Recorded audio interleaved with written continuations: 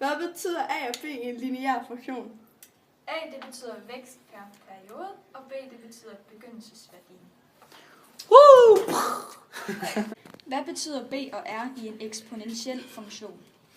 B det betyder begyndelsesværdien, og R det betyder vækstprocenten per periode angivet som decimaltal. Hvad betyder værdien af A for en hyperbelsk udseende?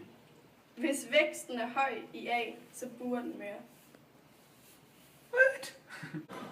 Hvad betyder det for y-værdien i en hyperbel, hvis x er negativ? Hvis x er negativ, vil linjen gå ned i tredje kvadrant. Hvad betyder variablerne A, B og C for en parabel? A, det er det, der skal stå i anden. B, det er alene x. Og C, det er tal, som står alene. Så er ligningen 3x minus 5 er lige med 4.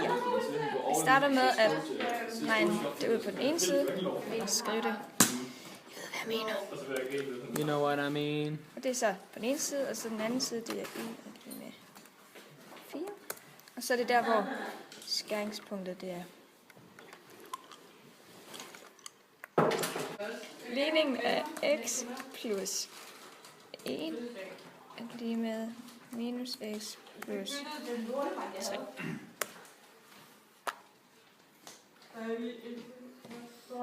Og så svaret 1, fordi den skal